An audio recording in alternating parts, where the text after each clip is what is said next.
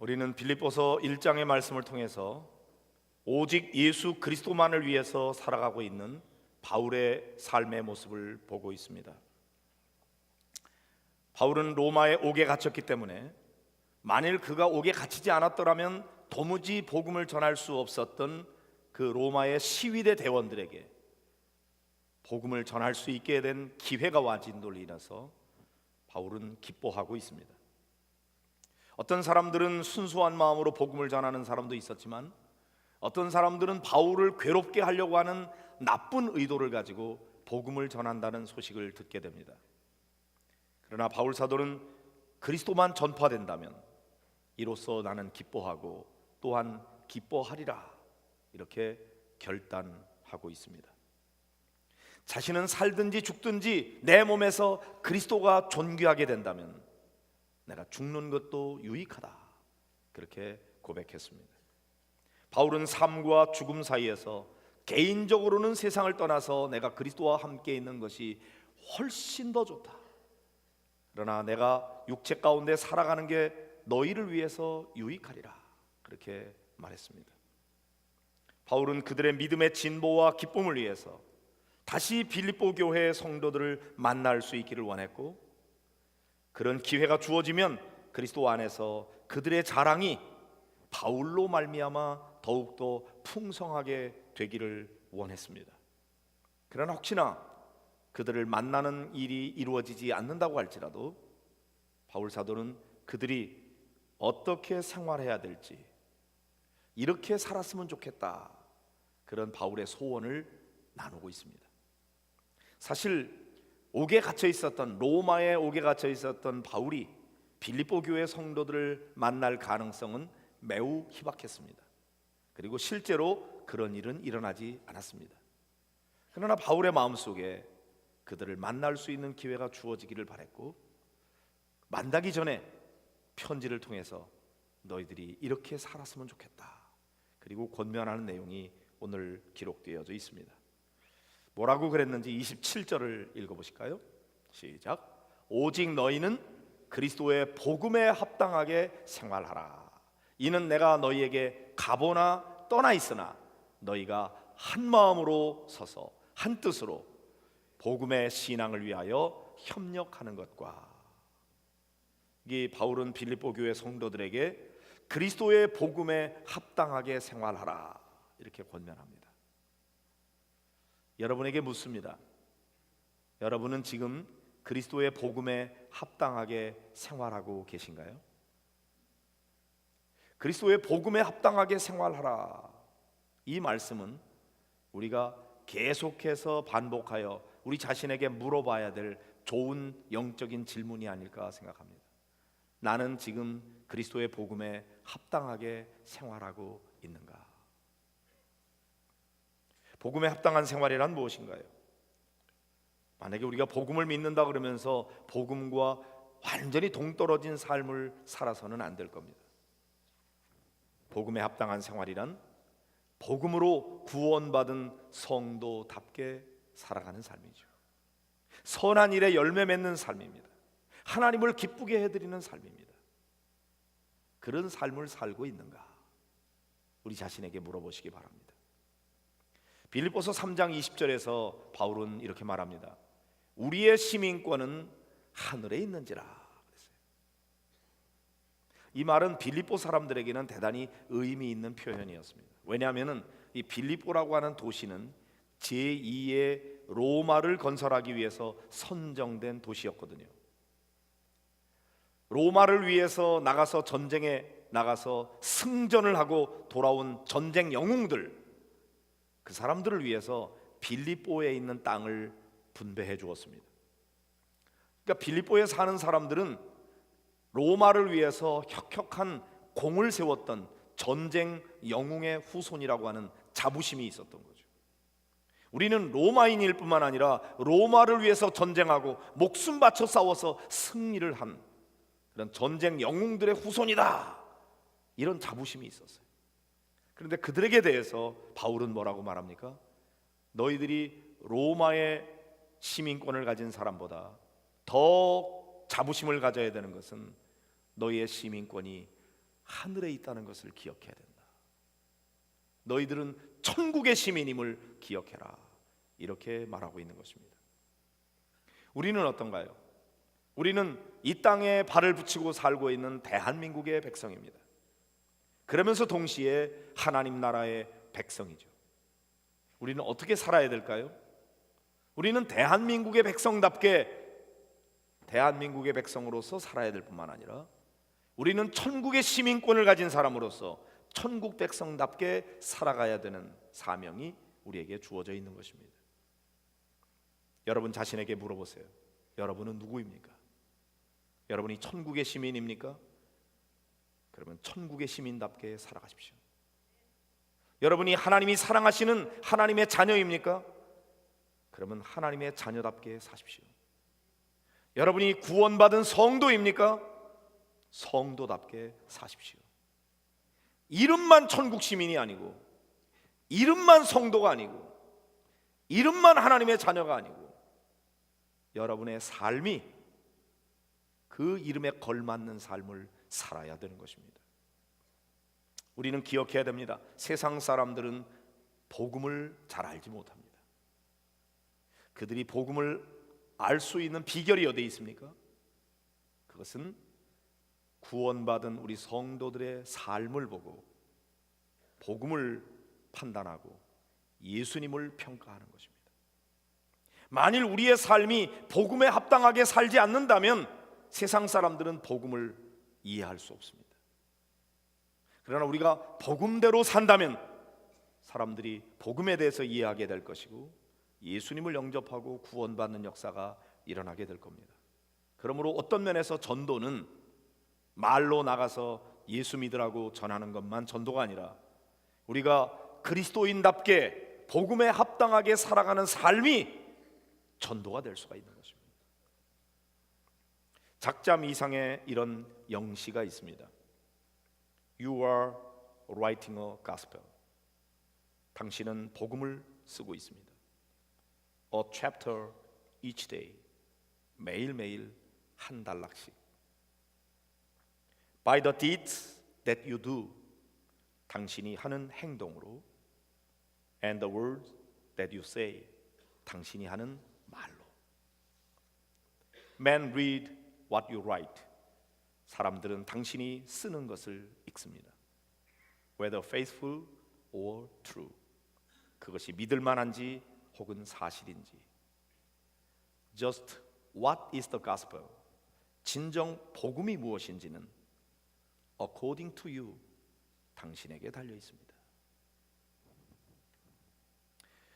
우리가 살아가고 있는 삶이 과연 사람들로 하여금 복음이 믿을 만한 건지 진실인지 우리의 삶을 통해서 읽고 있다는 거죠. 고린도후서 3장 2절에 보면 바울은 이렇게 말합니다. 너희는 우리의 편지라 우리 마음에 썼고 무사람이 알고 읽는 바라. 우리가 하는 말, 우리의 행동, 우리의 삶이 사람들의 마음에 쓰고 있는 편지입니다. 우리 자기 자신의 삶보다 더 좋은 글은 없습니다. 여러분 자신의 행동으로 그리스도를 보게 하십시오. 그러면 그들이 복음이 무엇인지 알게 될 겁니다. 우리가 완전해서가 아닙니다. 우리가 불완전해도 우리의 삶은 사람들에게 복음이 무엇인지를 알리고 있는 것입니다. 우리가 사단과의 영적인 전쟁을 한다고 할 때 우리가 사단을 무찌를 수 있는 가장 강력한 무기는 무엇인가? 그것은 우리 그리스도인들의 경건한 생활입니다. 우리가 정말 예수 사랑을 실천하고 진리의 말씀을 따라서 살아가게 될 때 그 삶이 바로 사탄을 무찌르는 가장 강력한 무기가 되는 것입니다. 교회가 하나님의 말씀을 실천한다면 교회는 강력한 무기를 갖춘 그런 그리스도의 도구가 될 겁니다. 그러나 만약에 교회가 그리스도의 말씀과 상관없이 각자 자기의 욕심만을 따라서 신앙생활하고 그런 모습을, 인간적인 모습만을 보여준다면 교회는 그리스도의 복음을 가리는 그리스도의 적이 될 수 있습니다. 그러면 복음에 합당한 성도의 생활은 구체적으로 무엇입니까? 오늘 바울이 본문에서 말씀하고 있는 첫 번째는 한 마음과 한 뜻으로 복음의 신앙을 위하여 협력하라는 것입니다. 단체로 하는 운동 경기는 스타 플레이어 한 사람만 가지고 잘할 수 없습니다. 팀워크가 있어요. 모든 선수들이 함께 협력하면서 좋은 팀워크를 이룰 때에 승리할 수가 있는 것입니다. 합창도 마찬가지죠. 아무리 노래를 잘해도 혼자서 큰 소리로 외치면은 그 합창은 망치는 것입니다. 모두가 함께 협력하면서 하모니를 이루어야 아름다운 합창이 되는 것이죠. 사탄은 항상 교회가 내부적으로 분열되는 것을 보면서 행복해합니다. 잘한다, 잘한다. 더 싸워라, 더 싸워라. 사탄을 이길 수 있는 유일한 길은 우리 신자들이 서로 사랑으로 한 마음이 되고 협력하는 것입니다. 사탄이 공격할 수 없어요. 성도 여러분, 우리 목양교회는 복음을 위하여 온 성도들이 한 마음이 되고 협력하는 성도들이 되시기를 바랍니다. 바울은 함께 한다는 말을 빌립보에서 최소한도 16번 이상 하고 있습니다. 함께 하는 게 얼마나 중요한지 강조하고 또 강조하는 것입니다. 그래서 오늘 27절에 너희가 한 마음으로 서서 한 뜻으로 복음의 신앙을 위하여 협력하라고 말합니다. 이것이야말로 복음에 합당하게 생활하는 비결인 것입니다. 아프리카 부족의 문화를 연구하던 한 인류학자가 어느 부족의 아이들에게 달리기 시합을 시켰답니다. 나무 밑에 1등으로 도착하는 사람에게 선물을 줄게. 그리고 그 선물은 아프리카 아이들이 평소에는 먹어보지도 못했고 아니 구경도 하지 못했던 아주 맛있는 과자가 한 박스 들어있는 그것을 나무 밑에 딱 갖다 놓고 달리기 시작을 했습니다. 이 인류학자는 아이들이 1등을 위해서 길을 쓰고 달릴 것이라고 생각을 했습니다. 그런데 예상과는 완전히 달리 아이들이 손을 잡고 한 줄로 나란히 달리는 것이 아닙니까? 결국 다 같이 꼬린 지점에 도착한 아이들은 과자를 함께 나누어 먹었습니다. 1등을 해서 과자를 혼자 독차지하고 싶지 않았느냐고 하는 이 학자의 질문에 대해서 아이들은 모두가 다 한 소리로 이렇게 외쳤습니다. 우분투! 우분투! 나 혼자서 과자를 다 가지면 다른 친구들이 모두 슬퍼할 텐데 어떻게 나 혼자만 행복할 수 있겠어요? 우분투라고 하는 말은 내가 있기에 내가 있고 우리가 있기에 내가 있다 하는 뜻을 가진 아프리카 반투어입니다. 아프리카 정신의 기초이기도 한 우분투는 사람이 사람인 것은 다른 사람을 통해서다 라는 공동체 정신을 강조하고 있는 말입니다. 노벨 평화상을 수상한 넬슨 만델라가 강조하면서 널리 알려진 개념이기도 합니다. 우리에게는 하나의 목표가 있습니다. 그것은 그리스도를 영광스럽게 하고 그 그리스도의 뜻이 이 땅에 이루어지게 하는 것입니다. 그런데 우리가 이 거룩한 목표를 향해서 우리가 함께 우분투 한다면 우리는 그 목표를 능히 달성할 수 있습니다. 그러나 우리 중에 어느 한 사람이라도 그 규칙을 순종하지 않는다면 우리의 팀워크는 깨어지게 될 것이고 분열이 생기게 될 겁니다. 사탄은 박수를 칠 겁니다. 미소를 지을 겁니다. 잘하고 있어, 잘하고 있어. 더 싸워, 더 싸워. 우리는 같은 팀의 멤버입니다. 우리는 한 몸에 붙어 있는 지체입니다. 우리는 함께 협력해야 합니다. 우리가 싸워야 될 대상은 내 옆에 있는 성도가 아닙니다. 세상이고 악한 사단 마귀입니다. 그러나 사단 마귀는 자기의 정체를 숨기고 성도들끼리 갈등하게 만들고 다투게 만듭니다. 그래서 복음은 능력을 잃어버리는 것입니다. 복음에 합당하게 생활하라 이렇게 말하면서 바울 사도가 첫 번째로 강조하는 것은 이 복음의 신앙을 위하여 너희들이 한 마음 한 뜻으로 협력하라 하는 것입니다. 이것이야말로 복음에 합당하게 살아가는 삶입니다. 두 번째는 두려워하지 않는 것입니다. 같이 읽어볼까요? 28절의 말씀입니다. 무슨 일에든지 대적하는 자들 때문에 두려워하지 아니하는 이 일을 듣고자 함이라. 이것이 그들에게는 멸망의 증거요 너희에게는 구원의 증거니 이는 하나님께로부터 난 것이라 그랬습니다. 우리에게는 항상 대적하는 자가 있습니다. 그래서 우리는 때때로 환난을 당합니다. 우리가 잘못해서 환난을 당하는 게 아니에요.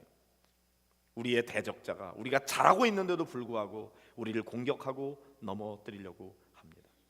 아니, 우리가 너무나 잘하고 있기 때문에 우리를 시기해서 넘어뜨리려고 하는지도 모릅니다. 디모데후서 3장 12절에 보면 바울 사도가 이렇게 말하죠. 무릇 그리스도 예수 안에서 경건하게 살고자 하는 자는 박해를 받으리라 그랬어요. 누가 박해를 받아요? 그리스도 안에서 경건하게 살고자 하는 사람, 하나님의 말씀대로 바르게 살고자 하는 사람은 많은 사람에게 박해를 받을 수 있습니다. 그러나 우리는 두려워하지 않습니다. 오히려 용기 백배합니다. 왜요? 요한복음 16장 33절에 보면 세상에서는 너희가 환난을 당하나 담대하라 내가 세상을 이기었노라. 주님이 그렇게 말씀하시기 때문에 주님이 세상을 이겼기에 우리는 결국 이길 줄로 믿는 것입니다. 지금은 아무리 거대해 보여도 우리의 대적 사단 마귀는 결국 멸망할 것입니다. 우리가 아무리 작아 보여도 우리는 반드시 승리할 것입니다. 왜 그렇습니까? 세상을 이기고 사단 마귀를 이기신 예수 그리스도 안에 있기 때문입니다. 그러므로 두려워하지 말라. 그리스도 안에 거하라 이렇게 말씀하십니다. 이러한 믿음을 가지고 살아가는 사람이 천국 시민이요 하나님의 성도인 것입니다. 성도들이 이처럼 서로 주의 복음을 위해서 협력하고 악한 사단 마귀 우리를 대적하는 자들로 인하여 두려워하지 않는 것, 이것은 사단에게는 멸망의 증거요 성도들에게는 구원의 증거라고 말합니다. 그것은 하나님께서 하시는 일이기 때문입니다. 29절의 말씀을 보겠습니다. 같이 보실까요? 그리스도를 위하여 너희에게 은혜를 주신 것은 다만 그를 믿을 뿐 아니라 또한 그를 위하여 고난도 받게 하려 하심이라. 만약 우리가 뭔가 잘못해서 우리 자신을 위하여 고난을 당한다면 그것은 부끄러움이고 수치스러움입니다. 그러나 우리가 그리스도를 위해서 고난을 받는다면 그것은 우리의 특권일 수 있습니다. 왜냐하면 그리스도께서 아무에게나 자신의 고난을 나눠지게 하지 않기 때문입니다. 오직 그리스도인만이 그리스도를 위하여 고난받을 수 있고 그리스도와 함께 고난받을 수 있습니다. 우리가 그리스도를 위하여 고난을 받을 수 있다면 그것은 우리 그리스도인으로서는 최고의 명예이고 특권일 수 있습니다. 무엇보다도 그리스도께서 우리를 위하여 고난받았기 때문입니다.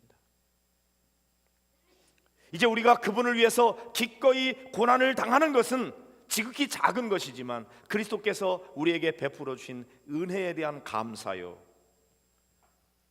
그 사랑에 대한 우리의 반응이기 때문입니다. 작게나마 우리에게 베풀어 주신 주님의 은혜에 대한 보답하는 일이 될 것이기 때문입니다. 누가 그리스도를 위해서 고난받을 수 있습니까? 누가 감히 그리스도의 고난을 나누어 줘달라고 주님이 부탁하겠습니까? 저는 이 말씀을 묵상하면서 혼자 잠깐 생각에 잠겨봤어요. 제가 누군가에게 욕을 먹고 비난을 받고 매를 맞는다면 누가 나를 대신해서 막아줄 사람이 있을까? 내가 잘못한 것도 없는데 사람들이 나에게 돌 던지면 누가 내 앞에 막아서서 돌을 막아줄 사람이 있을까?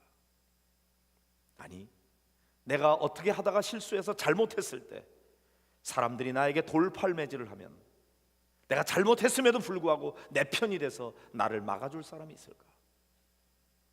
가만히 생각해 봤어요. 그리고 제 마음속에 한 사람이 떠올랐어요. 우리 아들이 혹시 그렇게 하지 않을까? 내 아들은 나를 위해서 대신 맞아줄 수 있을지 몰라. 실제 그런 상황이 됐을 때 우리 아들이 그렇게 할지 안 할지는 저도 모르겠어요. 그러나 제 마음속에 만약에 내가 억울한 일을 당할 때 내가 누구에게 나를 대신해서 대신 맞아달라고 부탁할 수 있겠나? 그때 저는 제 아들한테 내가 잘못했는데 사람들이 나한테 이렇게 돌을 던진다. 네가 나를 대신해서 좀 맞아줄 수 있겠니? 하고 내가 부탁할 수 있는 사람은 내 아들일 것 같아요. 들어주고 안 주고는 일단 둘째예요. 내가 고난당할 때 내 고난을 나누어 줘달라고 내가 부탁할 수 있는 사람, 그 사람은 분명히 나의 측근일 것입니다. 비록 내가 잘못한 게 없을 때 그때도 사람들이 나에게 돌 던지면 그때는 더 명예롭게 막아줄 수 있겠죠. 그러나 내가 잘못해서 사람들이 돌팔매질을 던질 때 전부 다 던질지라도 나에게 돌 던지지 않고 그 돌을 대신 막아줄 수 있는 사람, 그런 사람이 우리에게 있는가? 그렇다면 그 사람은 나하고 너무나 친한 사람일 거예요. 저는 그리스도께서 네가 나를 위해서 고난당해 줄 수 있겠니? 내가 널 위해서 십자가에 달려 고난당했는데 이제는 네가 나를 위해서 좀 매맞아 줄 수 있겠니? 네가 좀 억울한 일을 당해줄 수 있겠니? 네가 나 때문에 내 고난을 나누어 줄 수 있겠니? 그리고 주님께서 나에게 부탁하신다면 그것은 나에게 얼마나 영광스러운 일인지, 그것은 나에게 얼마나 명예로운 일인지, 그것은 나의 특권이 아닐까 이런 생각을 했습니다. 주님이 도대체 누구에게 내 고난을 나눠달라고 마음껏 부탁할 사람이 있습니까? 그런데 내게 와서 네가 좀 대신 나를 위해서 돌 맞아 줄래? 그럼 나는 너무나 기쁠 것 같아요. 내가 뭔데 주님께서 나에게 그런 짐을 대신 나눠준단 말인가?